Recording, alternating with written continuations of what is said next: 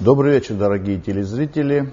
Мы рады вас приветствовать в клубе «Диалог», в клубе экспертов. Сегодня мы собрались для того, чтобы обсудить одну из волнующих всех тем.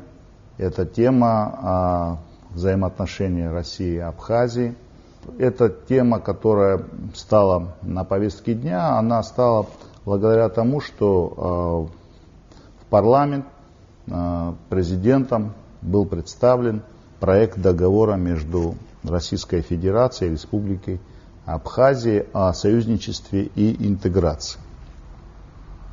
Этот проект был прислан по дипломатическим каналам, и при получении этого проекта президент, как и обещал в своей предвыборной кампании, обсуждать все насущные проблемы с парламентом и с обществом, он обратился в парламент для того, чтобы вместе с ним обсудить этот проект. Все, честно говоря, ждали этого проекта, потому что в предвыборной кампании все так или иначе кандидаты в президенты, они говорили о том, что такой проект договора готовится, и о том, что этот проект нужно будет подписывать, потому что в свете меняющегося мира, в свете сегодняшней ситуации назрела необходимость, говорили кандидаты в президенты, что назрела необходимость составить новый договор.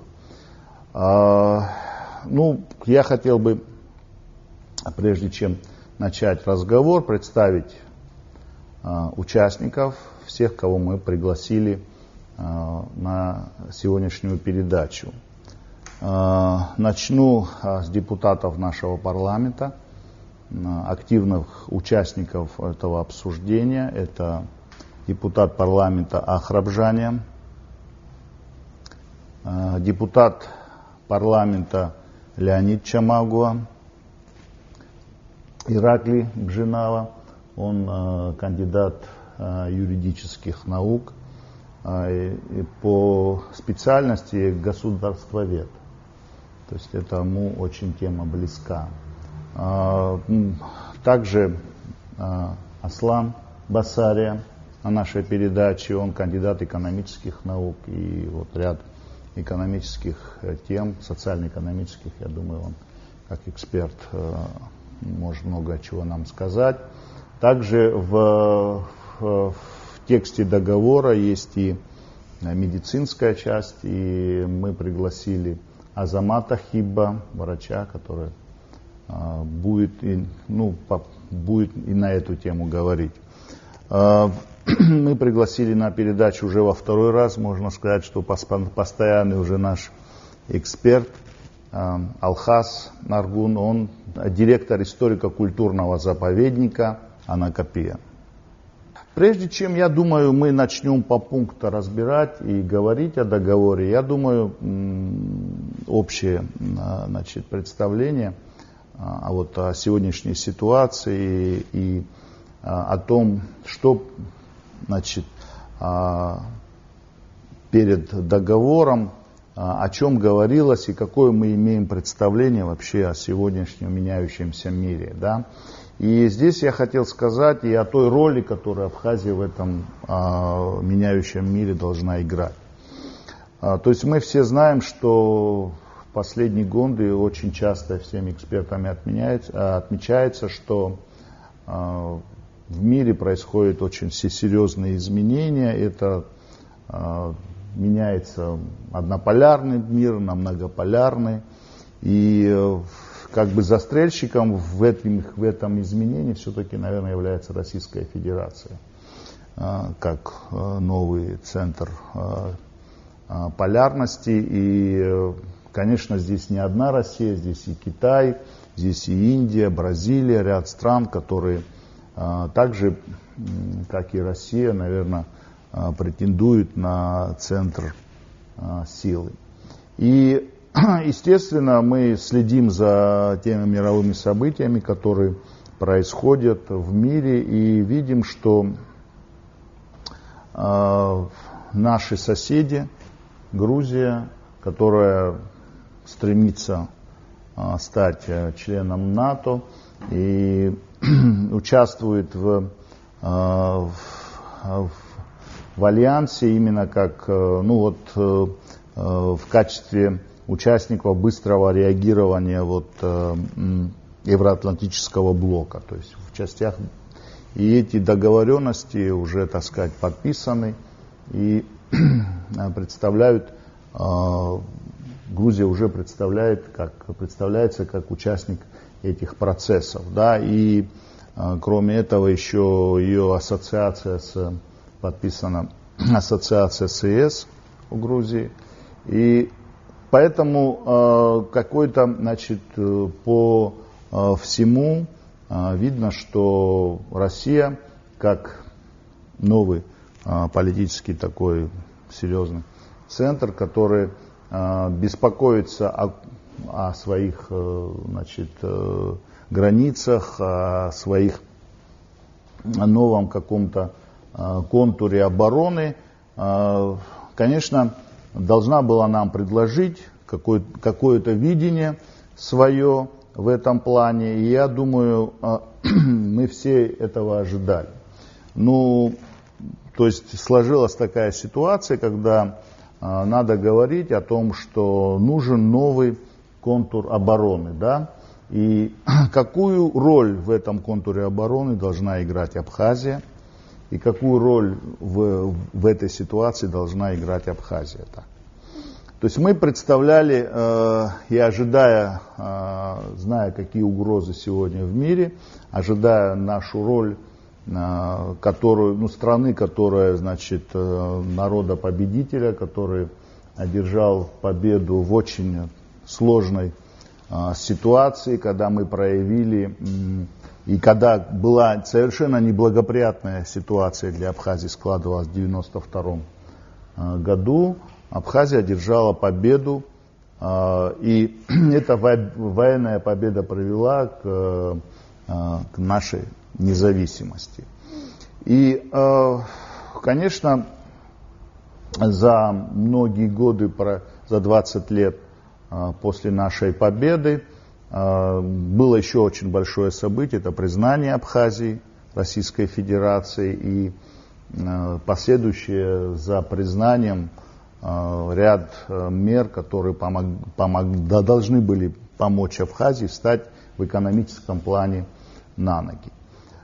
И вот эта ситуация, которая сегодня складывается, она, как бы, мне кажется, отражена в этом договоре. И на сегодняшний, то есть вот эти взаимоотношения, они говорят о союзничестве.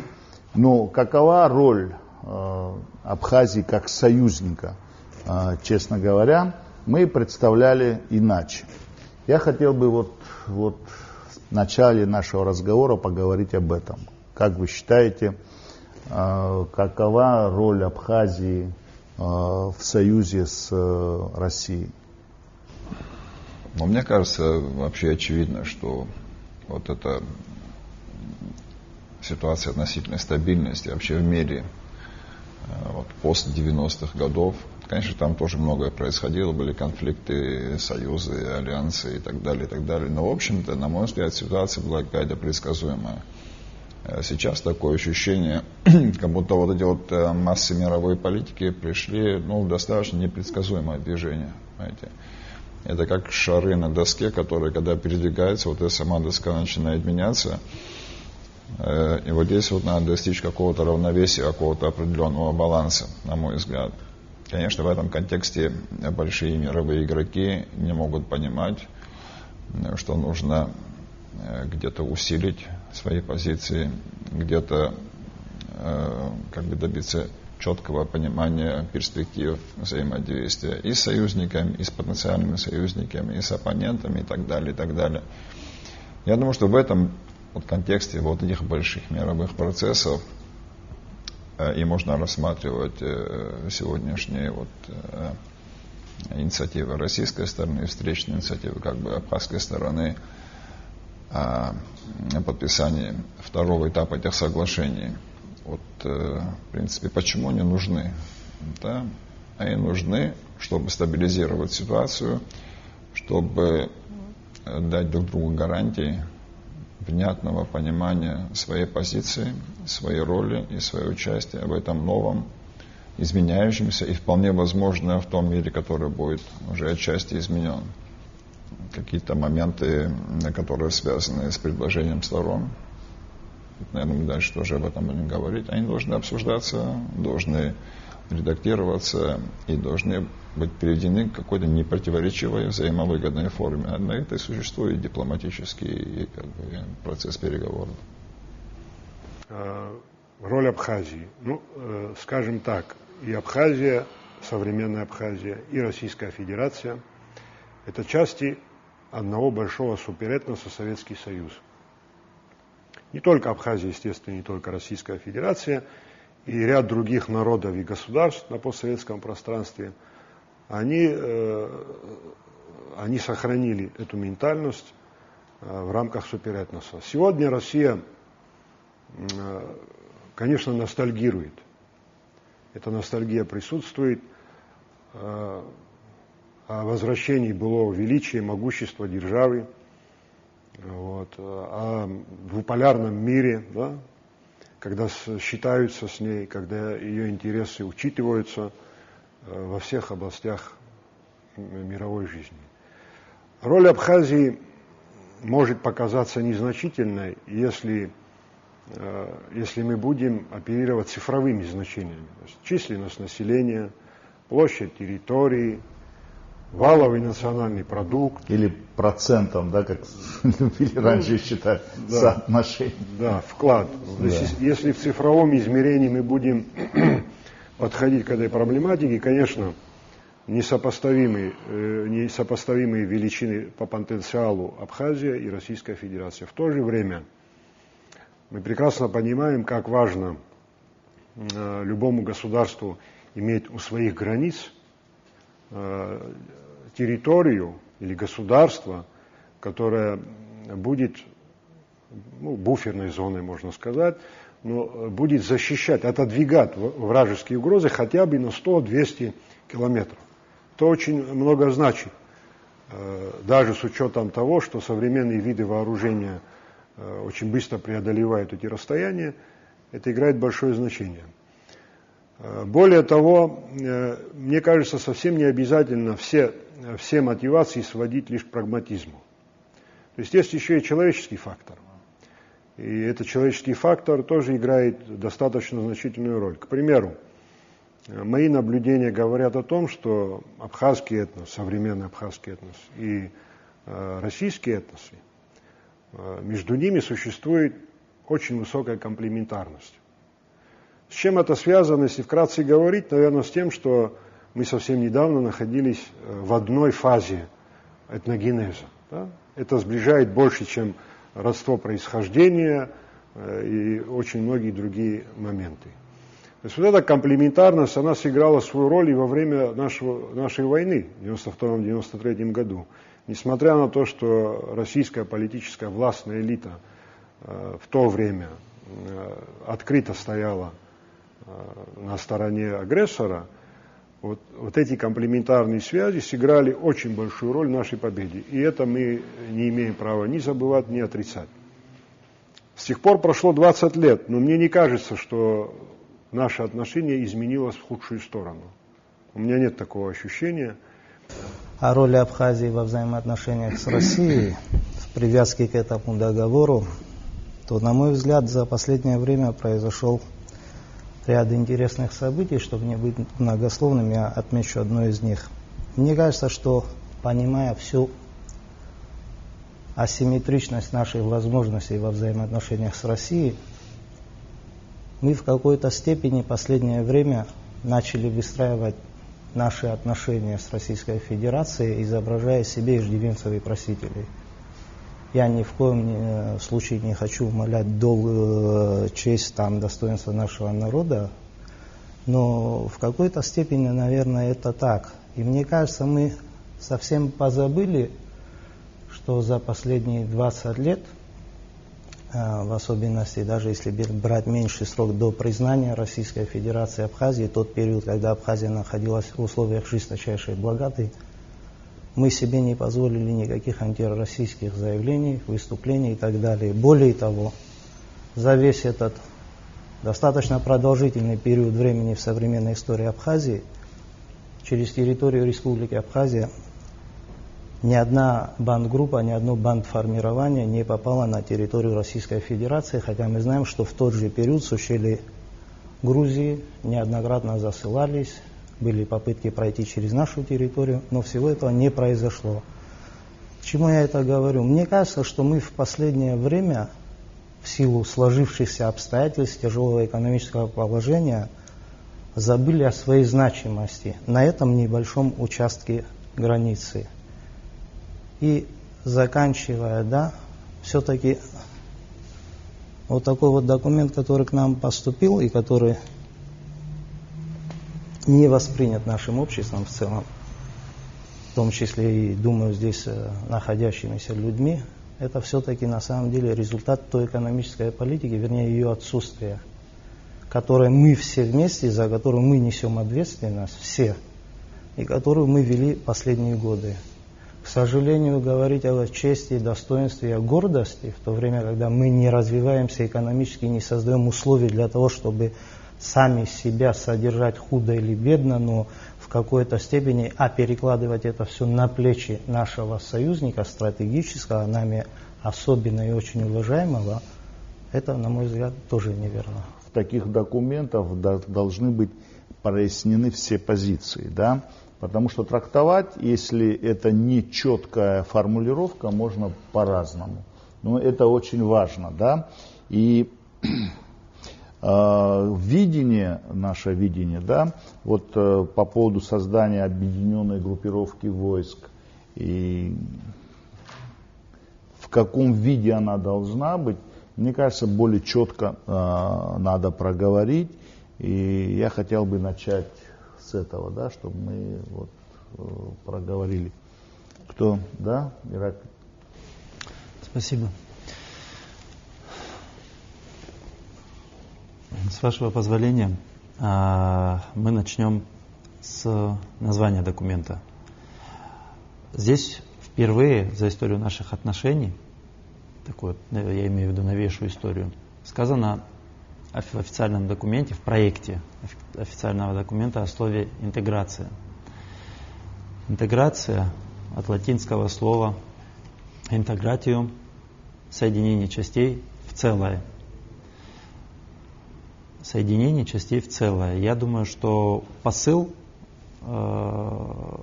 наверное, не выражает тот характер взаимоотношений, которые мы хотели бы видеть в наших отношениях с нашим стратегическим союзником.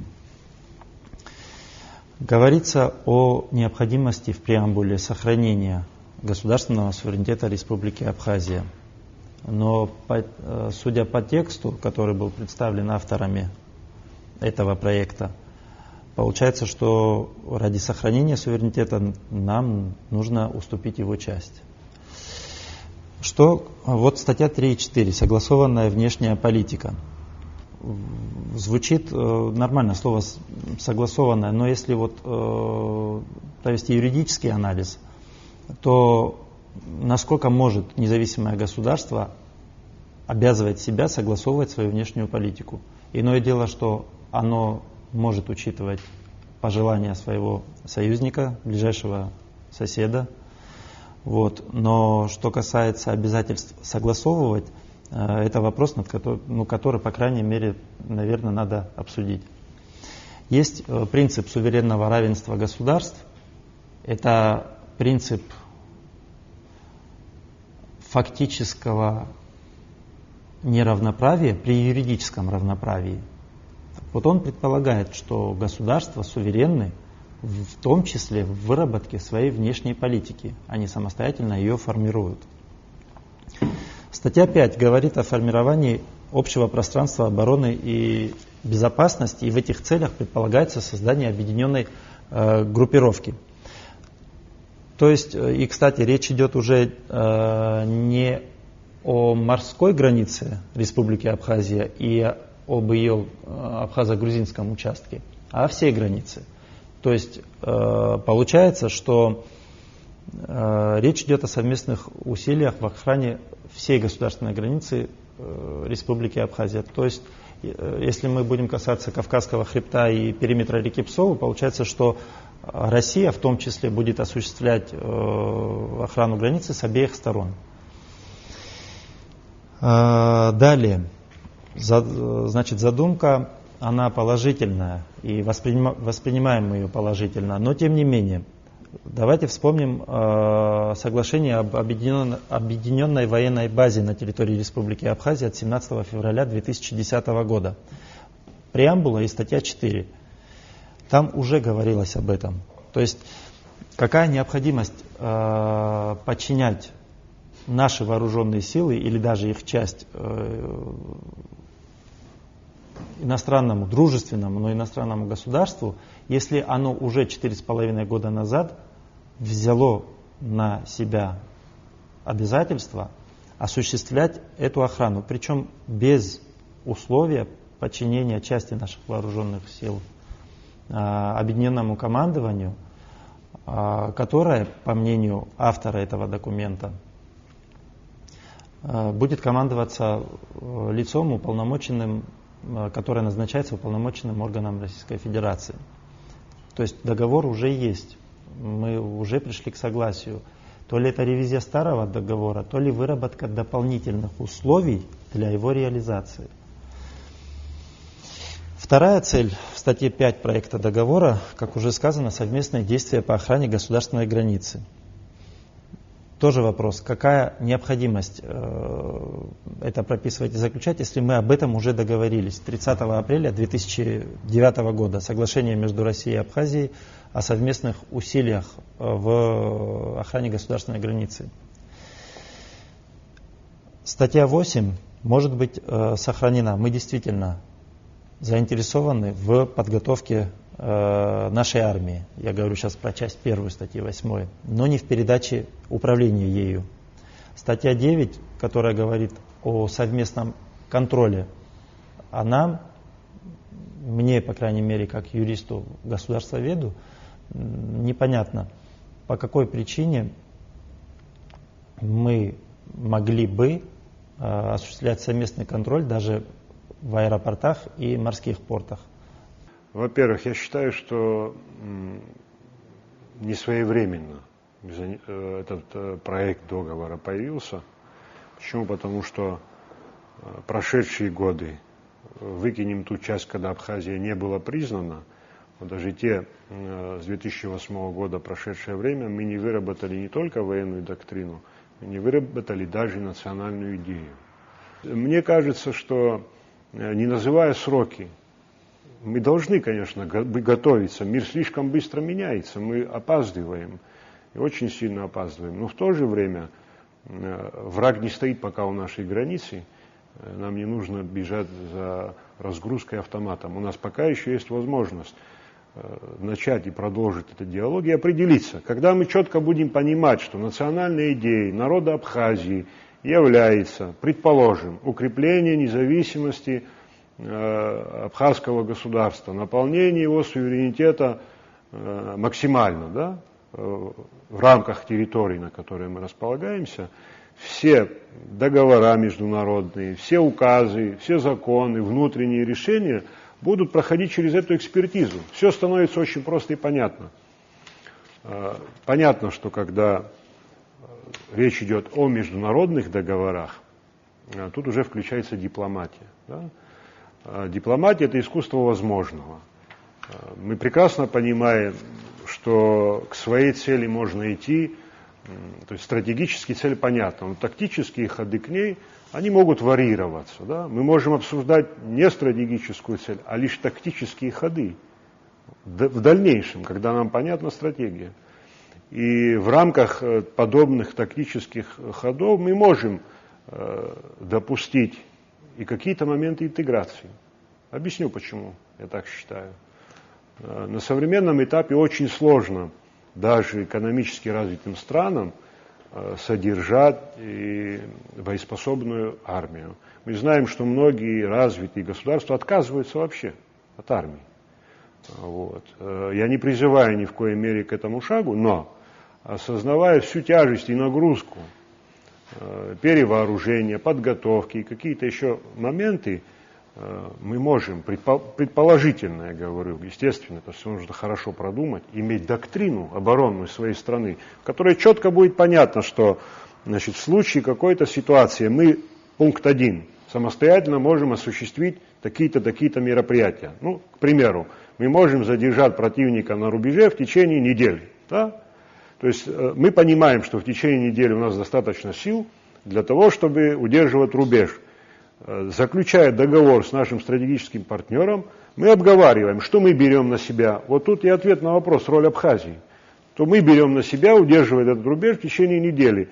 И в свете вот таких возможностей и представлений должны развиваться договорные отношения. Вот. Но раз уже мы сидим и де-факто обсуждаем, значит, вот этот проект, я хочу лишь призвать, не потому, что вы не знаете этого, хочу призвать еще раз при выдвижении предложений собственных ориентироваться на ту идею, ради которой мы испытывали и лишения, и происходили у нас, значит, потери, которых мы не забываем по сей день. Честно говоря, в продолжении той темы, которую поднял Алхаз, хочется сказать, что очень у нас именно схожий подход. Мы неоднократно говорили о том, что у нас даже нет какого-то института или структуры, которая занималась бы именно выработкой целей, выработкой задач, выработкой идеологической составляющей. И это первично, потому что сегодня, если у нас не всегда есть сконсолидированное мнение по поводу того, как должны развиваться определенные направления жизнедеятельности, предположим, это военная проблематика, предположим, это здравоохранение, образование, финансовые системы, экономика и так далее. И если у нас по этим направлениям нет единых программ, которые сведены, кстати, в общую программу развития государственную, то нам очень сложно сегодня подходить к вопросам именно адекватности подхода к принятию решений в подписании таких договоров.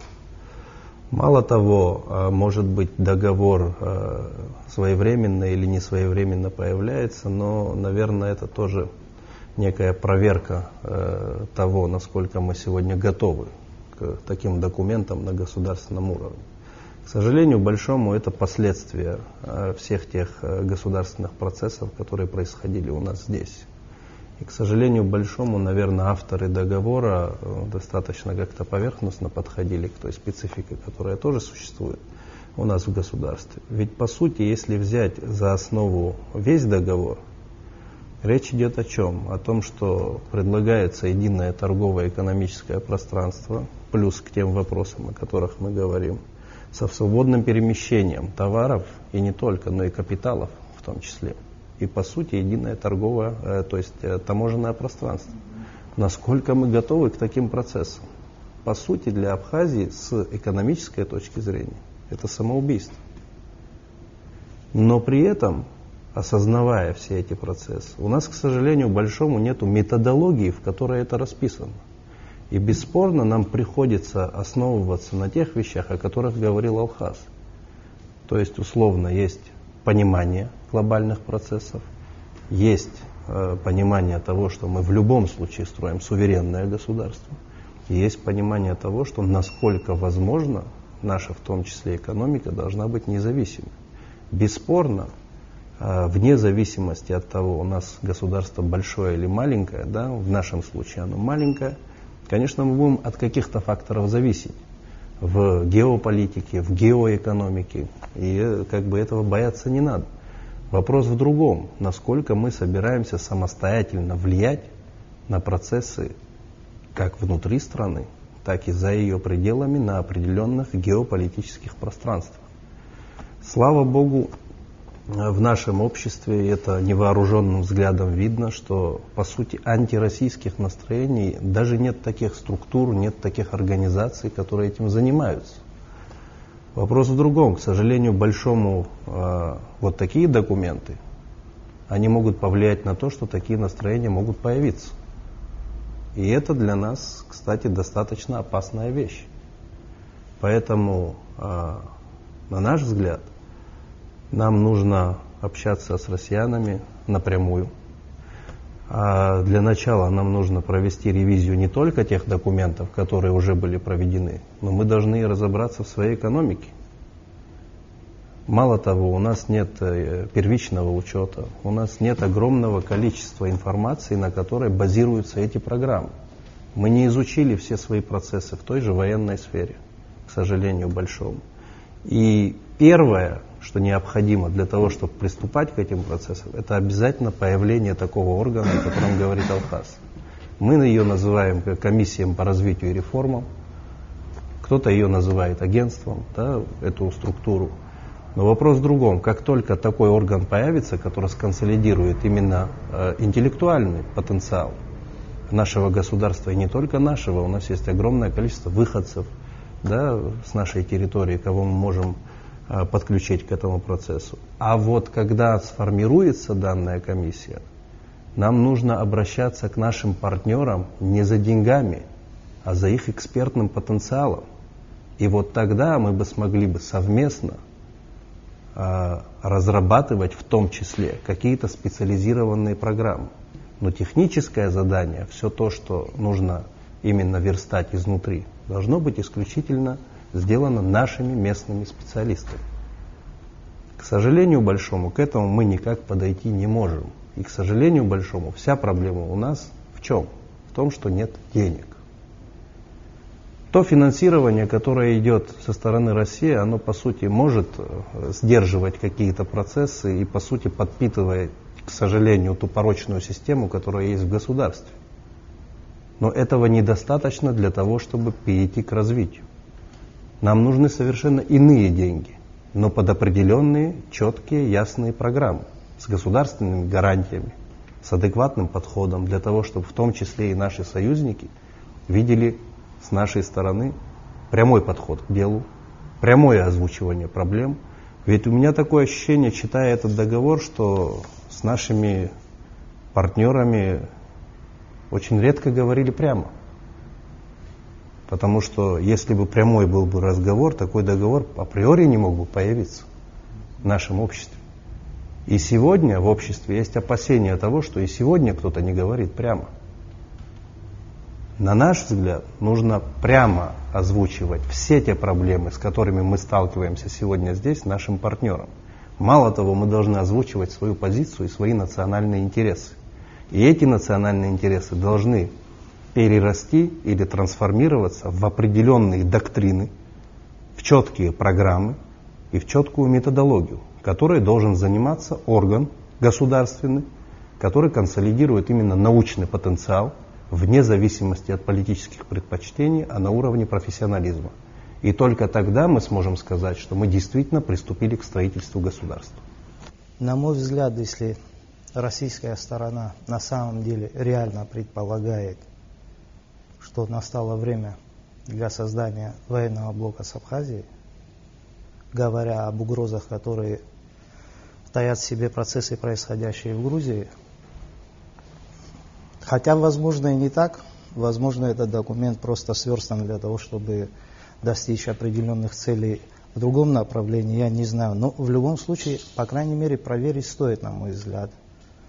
И для этого все-таки в этом направлении нам нужно вырабатывать свои предложения, хотя бы в моменты обсуждения, чтобы мы могли бы предложить свое видение создания коллективных сил безопасности, или, как здесь сказано, объединенной военной группировки или военных сил. Первое, что я хотел бы сказать, я не буду обсуждать, тут все общество дало оценку, да, что в таком виде это невозможно, нельзя, не нужно, ущемляет суверенитет абхазской стороны. И вот по поводу вопроса, что мы могли бы предложить. Об этом уже было сказано. Да, мы на самом деле могли бы делегировать в эту группировку часть своих воинских подразделений. На каких условиях, тоже можно подумать. Мы же две договаривающиеся стороны, и речь идет как минимум, не как минимум, а скорее всего даже как максимум региональная безопасность, то есть Южный Кавказ, юг России. В данном случае командование группировки, на наш взгляд, мы это обсуждали с некоторыми из коллег, могло бы формироваться на принципе ротации. То есть начальники штабов вооруженной группировки каждый год менялись бы, представляя одну из сторон. Один год Российская Федерация, другой год Республика Абхазия. Далее можно было бы прописать и такой момент.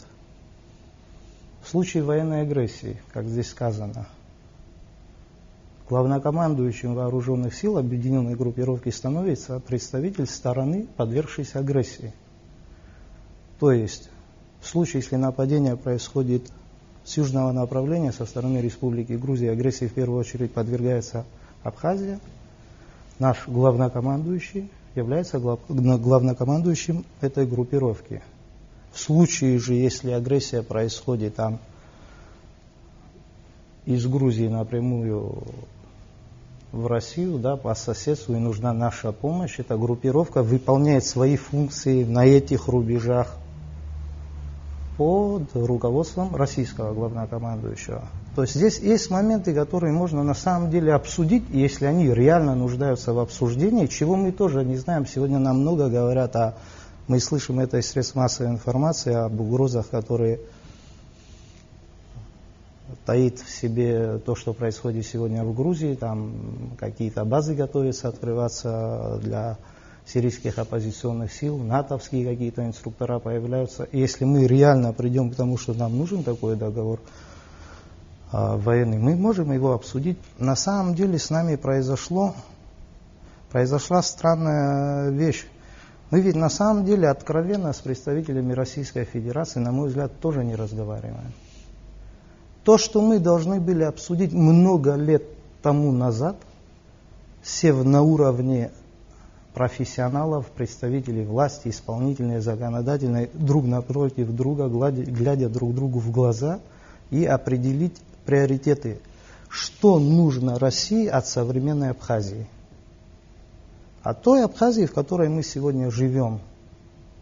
Что может Абхазия дать Российской Федерации? Безопасность, законы, гарантирующие их инвестиции и так далее. Здесь поле для обсуждения большое. И в то же время мы должны открыто сказать, что нам нужно, какая помощь нам нужна от Российской Федерации. Пока этого не произойдет, мы будем, периодически получая финансовую помощь, по истечении срока получения этой финансовой помощи, получать вот такой договор. Сегодня это нам не понравилось, и возможно, и в следующий раз не понравится, но рано или поздно мы привыкнем к тому, что мы находимся на иждивении. И наши российские коллеги это прекрасно понимают. И вот в этом наиболее большая угроза для нашего общества. Нам надо реально обсудить внутри своего общества, что нам нужно, а потом сесть и поговорить со своими коллегами, союзниками и друзьями. Мы не можем остановить те процессы, которые происходят вне Абхазии, которые непосредственно влияют на Абхазию. Если мы просто закроем глаза, спрячемся и скажем, нас там что-то не устраивает, и пускай это все проходит мимо нас, такого не произойдет. Я боюсь, что это нас затронет просто в самом невыгодном и неблагополучном для нас свете. Поэтому реагировать на все надо. Быть закрытым для мира – это неправильно. Но надо реагировать так, чтобы это соответствовало в том числе и в первую очередь вашим интересам. Вообще вот мы молодое государство, и нам надо выработать в том числе и навык, умение договариваться, вести переговоры и делать так, чтобы договоренности соответствовали не только коллективно, но в том числе и вашим интересам. Вот я говорил коллегам, сидели внизу, общались, что не бывает такого нигде. Там, если кто-то занимался бизнесом, он знает, вы можете там 20 лет сотрудничать с партнером, то вы можете обсуждать какой-то новый проект, и у вас возникает масса каких-то вещей, которые требуют довольно детального обсуждения, в том числе очень часто и противоречивых моментов. То есть проблемы здесь всегда будут. Вопрос заключается не в том, чтобы паниковать по поводу проблем и разных подходов, а в том, чтобы четко, аргументированно, обоснованно, как для самообщества, для своих партнеров, представить свою версию развития событий, свою концепцию, сделать так, чтобы она эффективно работала на каком-то среднесрочном и долгосрочном периоде. Вот, мне кажется, сейчас наша задача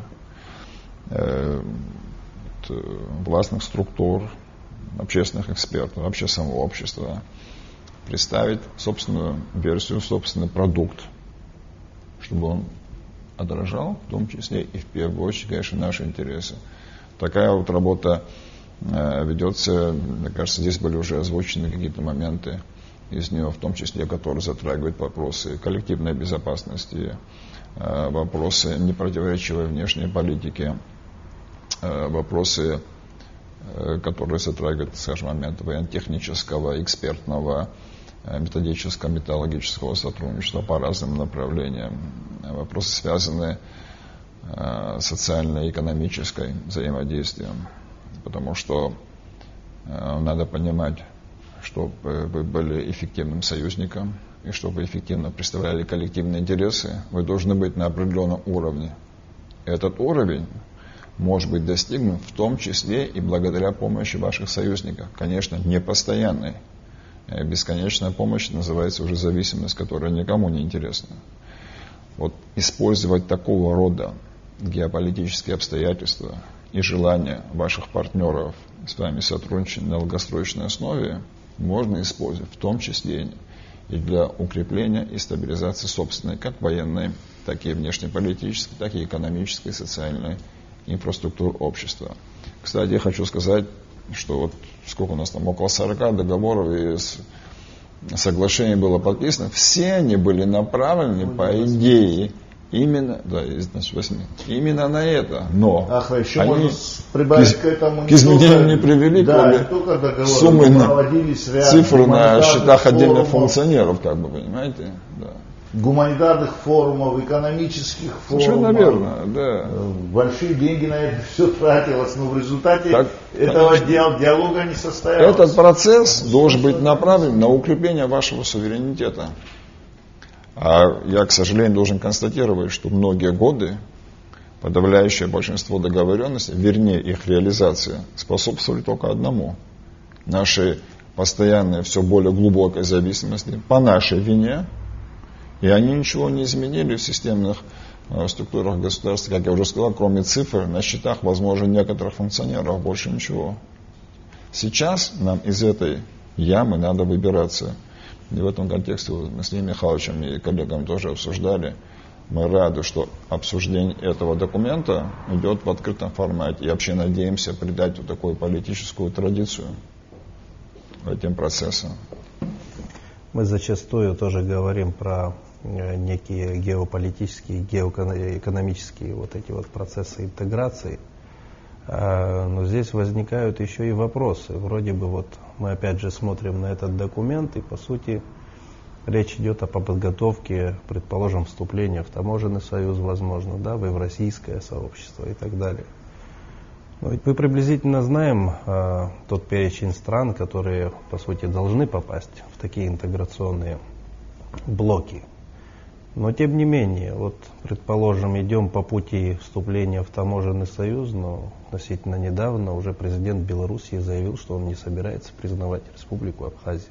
Мы это совершенно четко, отчетливо понимаем. Возникает сразу вопрос.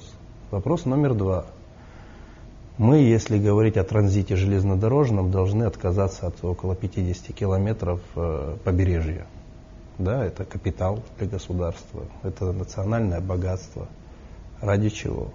Армения ни на какой из площадок никогда не озвучивала свою позицию по Абхазии в плане ее признания и так далее. Кстати, Армения очень серьезно заинтересована в открытии этого сквозного железнодорожного сообщения. Соответственно, Армения одна из тех стран, которые тоже будут ходить в эти блоки. Тогда, собственно говоря, возникает вопрос. Во-первых, если эти страны не признают Республику Абхазия, мы не сможем войти в эти блоки как равноправные субъект. Да. Это очень важный момент. Поэтому здесь сегодня бежать впереди машины, как говорят у абхазов иногда, на мой взгляд, совершенно не стоит. То есть оснований на сегодняшний день адекватных подготавливать в том числе и свое законодательство в рамках интеграционных процессов, в которые включены те страны, которые по сути озвучили уже свою позицию по Абхазии, смысла никакого нет. Формулировка: будет или нет осуществляться пограничный и таможенный контроль.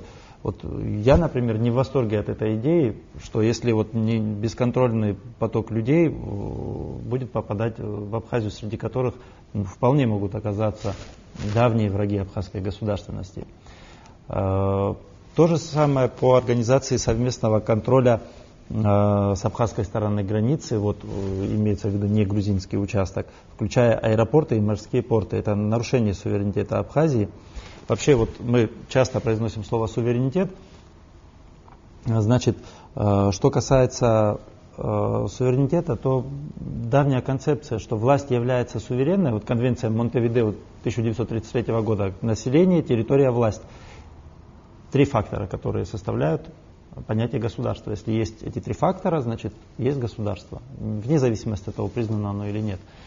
Но власть должна быть суверенной, то есть на ее же территории, на этой же территории не должно быть никакой иной конкурирующей с ней власти. Вот. То же самое насчет координационного центра МВД и функций специализированного таможенного органа. Убежден, что указанный проект не выражает мнения большинства российских коллег, что это мнение вот исключительно авторов этого документа. Вот. И дальше я хотел бы остановиться на статье о гражданстве, о двойном гражданстве. Оно у нас еще в рамочном договоре 2008 года как бы прописано. Вот статья 14 проекта этого договора, она предполагает изменение нашего закона о гражданстве. Значит, одновременно речь поднимается периодически о свободной продаже нашей недвижимости и так далее. Эту статью о двойном гражданстве я считаю, что либо следует исключить, либо применять ее с принципом взаимности и пропорциональности. Население Абхазии около, вот, Руслан поправит, может, около 300 тысяч человек. Да. Население России около 146 миллионов, то есть 0,2%. Мы также можем выделить квоту в 0,2%, предоставив гражданство Республики Абхазия 600 гражданам России, то есть пропорция будет одинаковая. Напомню, что в эту квоту не подпадут 35 тысяч граждан России, абазинов, а также не подпадут ни в коем мере под эту квоту те люди, которые готовы вступить в гражданство Республики Абхазия с соблюдением тех требований, которые есть в законе о гражданстве. Что касается денег взамен на вот некоторые полномочия, которые появятся у наших коллег на территории Абхазии, то вопрос, действительно, это было озвучено, вопрос нашего развития и наших целей. Чем мы готовы поступиться ради этих денег? Я, например, думаю, что выражу не только свое мнение, если я скажу, что вряд ли я готов чем-то поступиться, потому что в целом договор этот, пусть даже в видоизмененном виде, за проект принимать нельзя. Надо научиться зарабатывать деньги самим. Может быть, как вариант, здесь готовых рецептов, наверное, нет, мы могли бы учесть те пожелания, которые, по крайней мере, не вызывают у нас непонимания с этого проекта, и изменить, пожалуй, договор о совместных усилиях в области охраны границы 2009 года, исключив те положения, которые, на наш взгляд, мы им, кстати, правовую оценку такую подробную не давали, которые ущемляют абхазскую юрисдикцию, абхазский суверенитет. Смысл наших договорных отношений с Россией, вот старшие коллеги, они на самом деле подчеркнули, что если мы определимся с целью, дальше тактика будет выработана. То есть мы заинтересованы с Российской Федерацией друг в друге взаимно. Нам нужна, может понадобиться военная помощь, а России нужна убежденность в том, что здесь не появится войск враждебного блока. Вот, и исходя из этого уже строить свои равноправные взаимоотношения. Мне хотелось бы добавить именно о конкретных пунктах этого соглашения, таких как здравоохранение, наука, образование и социальная сфера. И для того, чтобы дать оценку, буквально пару минут, предыстория, почему мы оказались в такой ситуации. После развала Советского Союза и последующего его рассыпания на союзные республики, силами Запада, это был наш основной противник Советского Союза, в нормативно-юридическую документацию различной степени важности, начиная от Конституции, заканчивая под какими-то актами, были внесены модели либерального жизнеустройства. То есть, почему мы сейчас получаем такой договор, где везде звучит унификация и соотнесение стандартов оказания медицинской помощи, образования, науки и социальной сферы до стандартов в России. Сами прекрасно мы понимаем, в том числе и в России, это ясно, что социальные стандарты оказания медицинской помощи в средней полосе России мы не будем брать крупные там города, Москва, Питер, оно оставляет желать лучшего. Буквально вот сейчас, вот на 2015 год, бюджет Российской Федерации, там идет серьезное урезание расходов на здравоохранение, в том числе наказание скорой неотложной медицинской помощи. Естественно, логически будет предположить, что здесь будет то же самое, поскольку если у нас унифицированные стандарты, значит, соответственно, на количество населения людей в Абхазии будет оказываться медицинская помощь. А поскольку количество населения людей в Абхазии соответствует райцентру, то тут как бы нетрудно предположить, что и медоснащение, и медицинские услуги будут на уровне райцентра. А что такое райцентры в средней полосе России, я думаю, как бы рассказывать не надо. Люди есть, и с россиянами общаемся, с рядовыми, они прекрасно понимают на себе, к чему приводит такое здравоохранение. Вот. Плюс тому в России принята социально-страховая модель здравоохранения, но в итоге все это вылилось к тому, что страховщики, они контролируют работу медицинских учреждений, они навязывают докторам, что и как лечить, а в случае каких-то спорных моментов накладывают штрафы на больничные учреждения. То есть с этим же самым нам придется столкнуться тут сразу же. Как бы. И трудно сказать, насколько это нам нужно. Скорее всего, это нам не нужно, как и нужно и России. То есть мы в одинаковой ситуации находимся не очень-то хорошей. Если мы не будем развивать какие-то свои научные направления, а здесь у нас будет только школа и университет, то система образования будет разорванной, потому что целью следующего за окончания университета является трудоустройство на работу по этой специальности, либо научная какая-то деятельность. Вот. Таким образом, сейчас мы видим в России, какая большая реформа РАН, Российской Академии Наук, идет, и далеко просто не все в восторге, что со всем этим делается.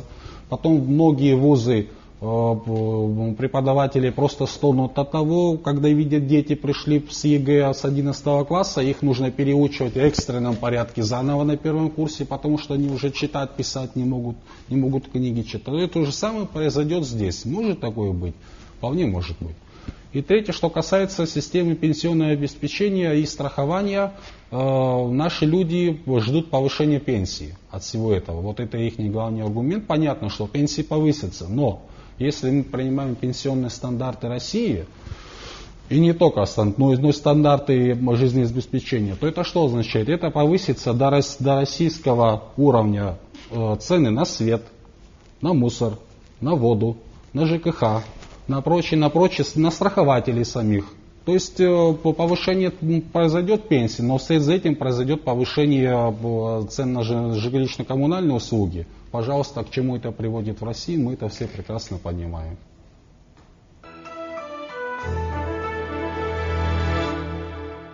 У нас очень интересный сегодня разговор состоялся, и к концу передачи я хотел бы попросить всех все-таки сделать резюме из с нашего разговора.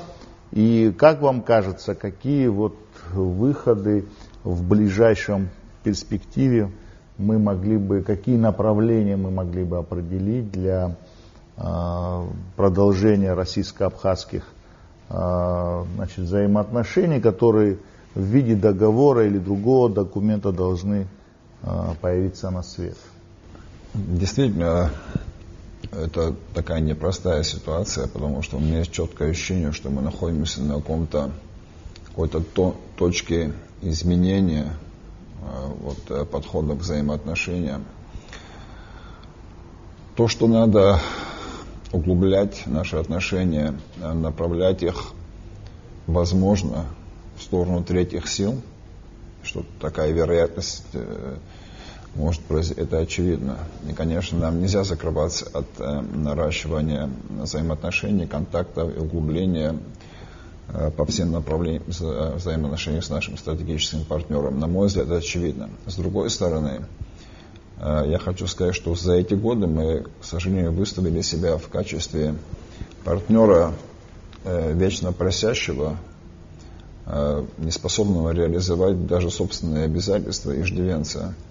И я боюсь, что очень много из тех предложений, которые поступают в наш адрес, как раз и инспирировано вот этой нашей и самооценкой, и реализацией тех возможностей, которые у нас были в течение долгого периода времени. Это, конечно, этот стереотип надо ломать как в отношении самих себя, так и в отношении к нам, наших партнеров.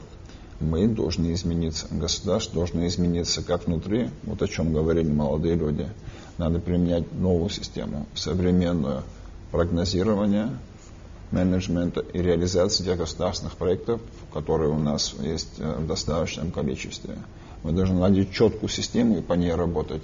Наши партнеры же должны понимать, что какие-то вещи, в частности, наш суверенитет, наша армия, наше образование, это не предмет обсуждений, торгов, это предмет нашей внутренней политики. И они должны понимать, с другой стороны, мы должны это доказать, что мы надежные партнеры, что мы в состоянии взять на себя обязательства, пускай они даже будут сложные, и эти обязательства выполнить. Вот в этом направлении мы должны продвигаться. Я думаю, тогда у нас многое это получится. в краткосрочной ахра в ближайшее время. Готовится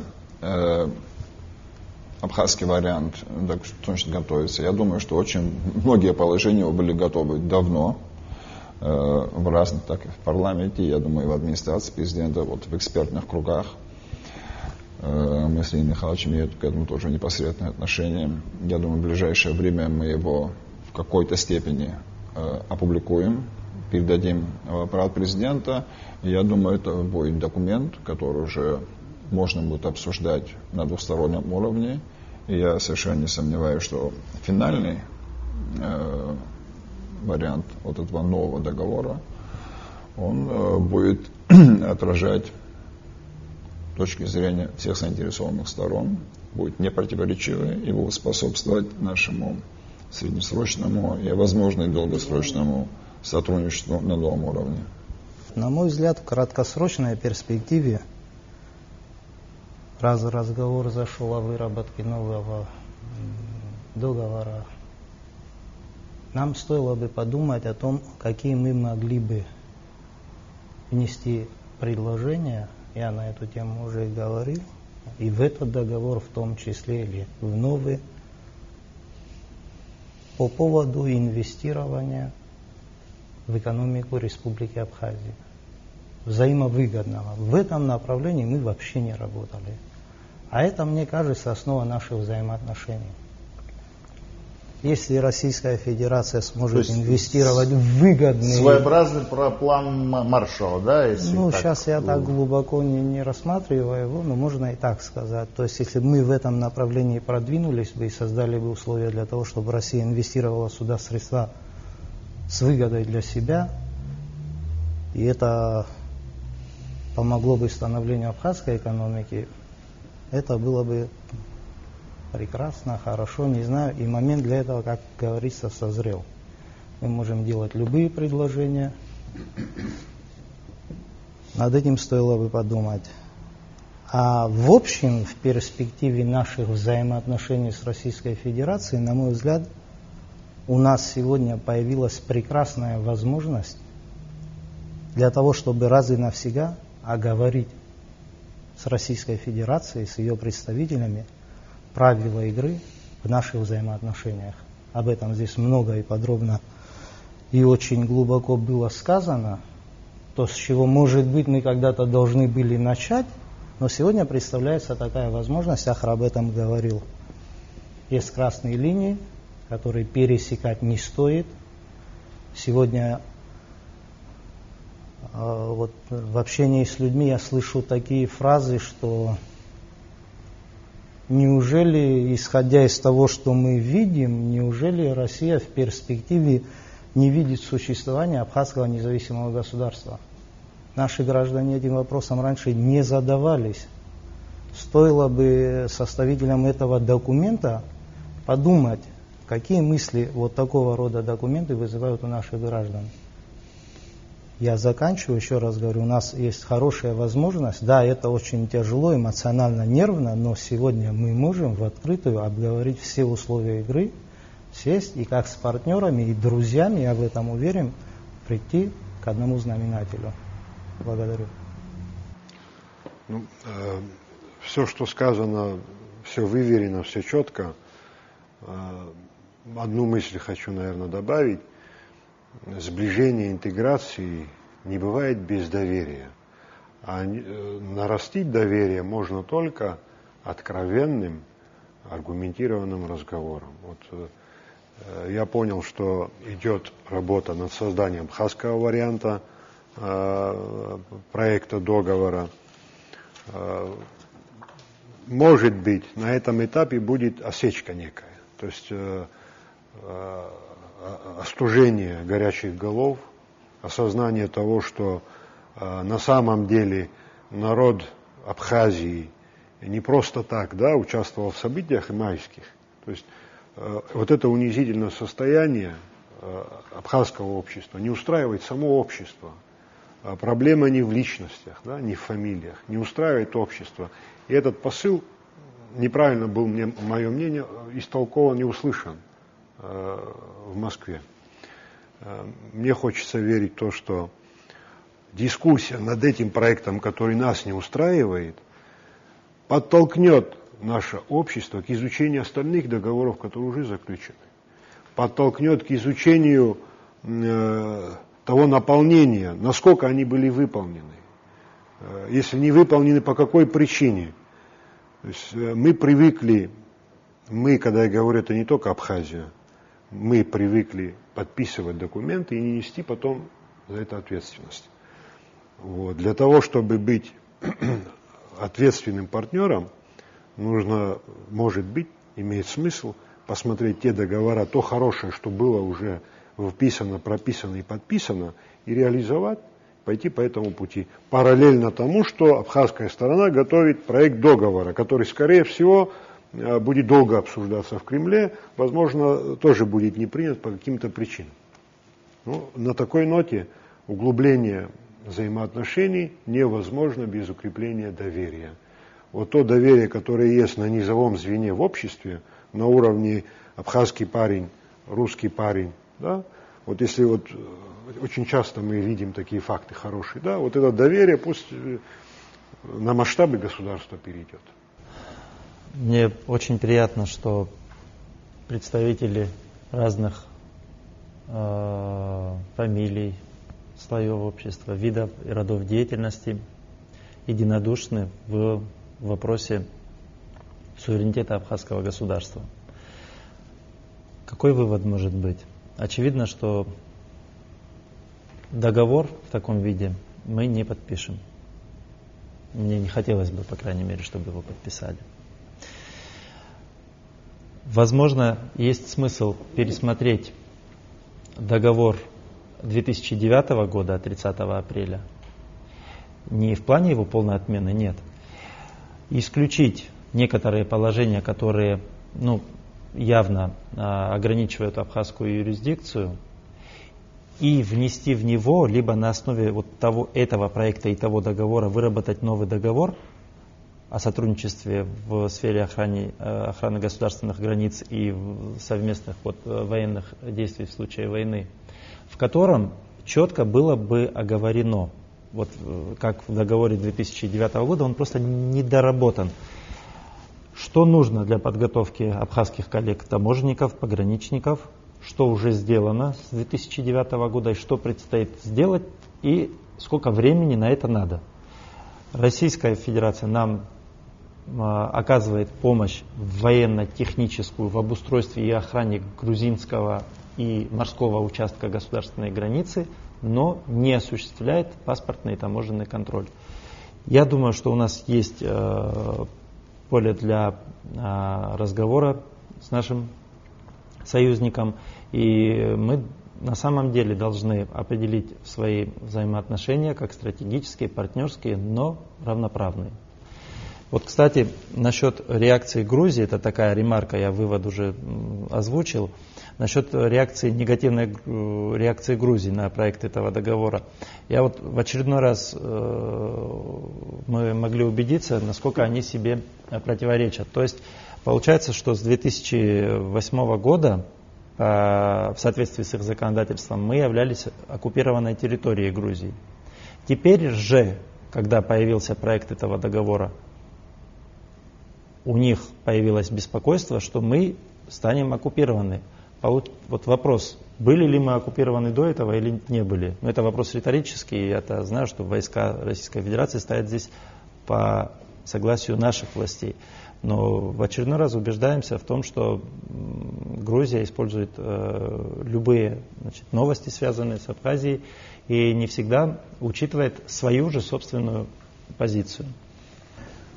Ну, для начала хочется пожелать нам всем, что тот орган, о котором мы говорим, он, может быть, будет создан в нашем государстве, и что любые договоры и любые проекты внешние, они будут попадать сначала в такой орган, который будет давать экспертизу этим документам на предмет соответствия нашим всем идеологическим ценностям, целям и задачам государства.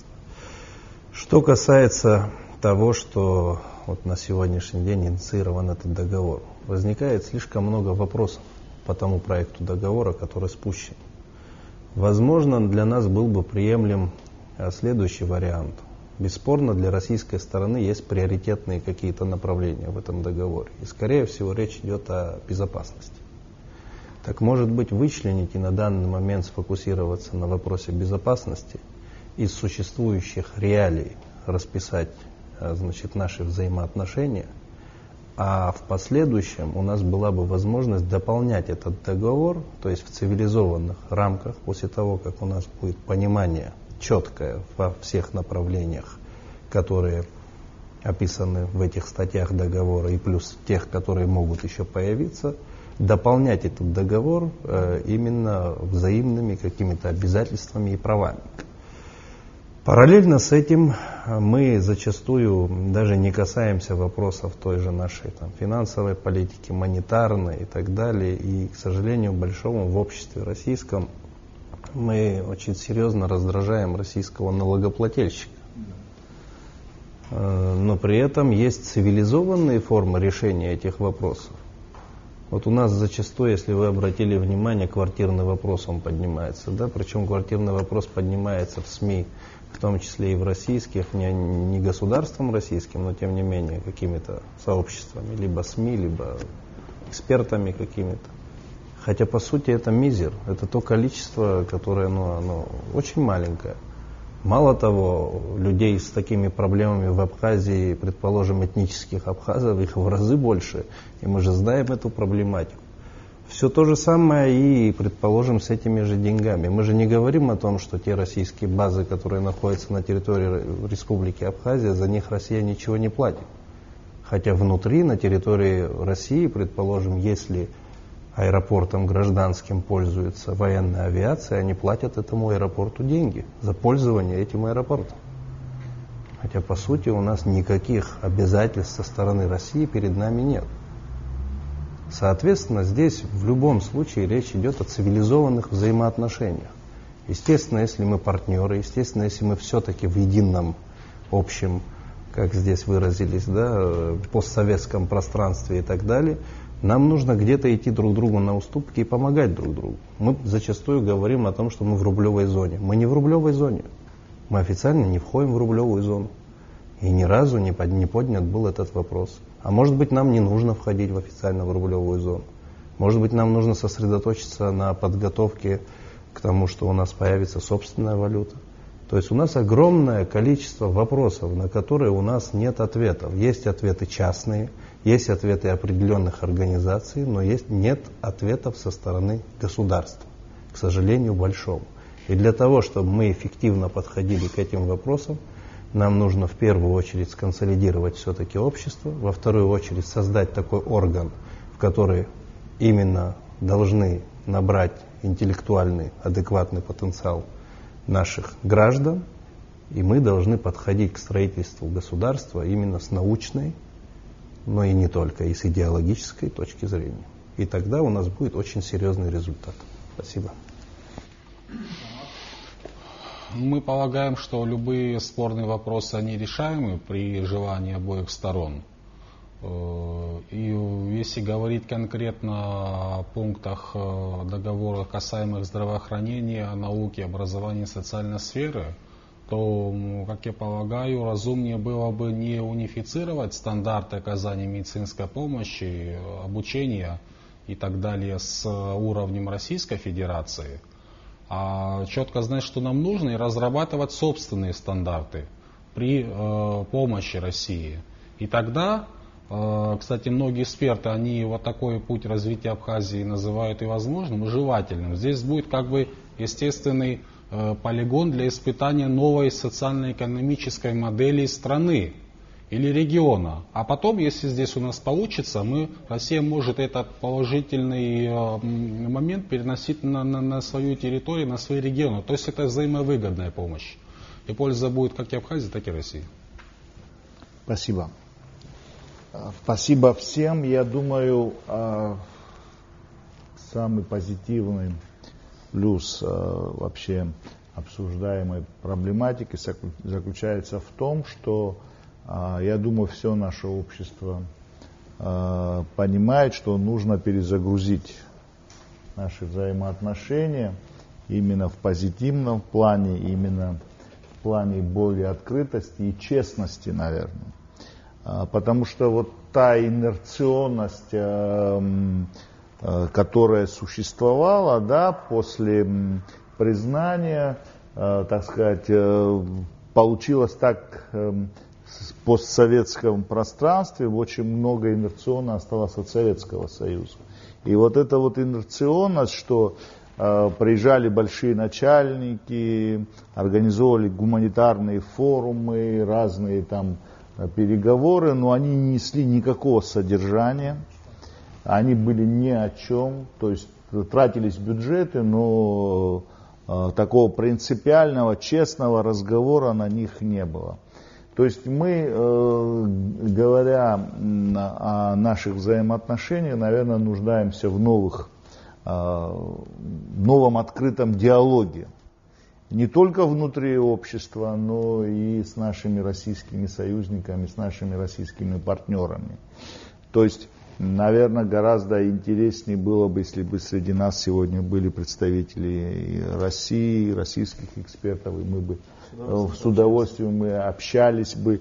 То есть мы уже готовы, так сказать, вот к таким взаимоотношениям, где взаимоуважительным и, так сказать, позитивным. Поэтому я думаю, что тот тон разговора, который мы сегодня задали, да, то доброжелательное отношение к нашему стратегическому партнеру и, так сказать, уважительное самоуважение, которое мы подчеркнули, да, к себе, то оно, наверное, является той платформой, которая приведет к тому результату, который хочет наш народ и российский народ. Я думаю, это самое главное. Наш народ в 92-93 годах сделал свой выбор. Это выбор за суверенитет своей страны, за независимость своей страны.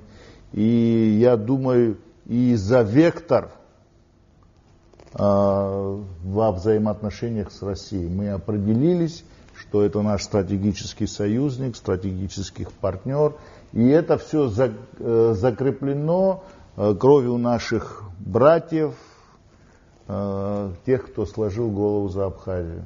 Так что у нас есть очень позитивная, так сказать, перспектива в отношениях, и я думаю, наш народ это ценит, и российский народ также. Спасибо.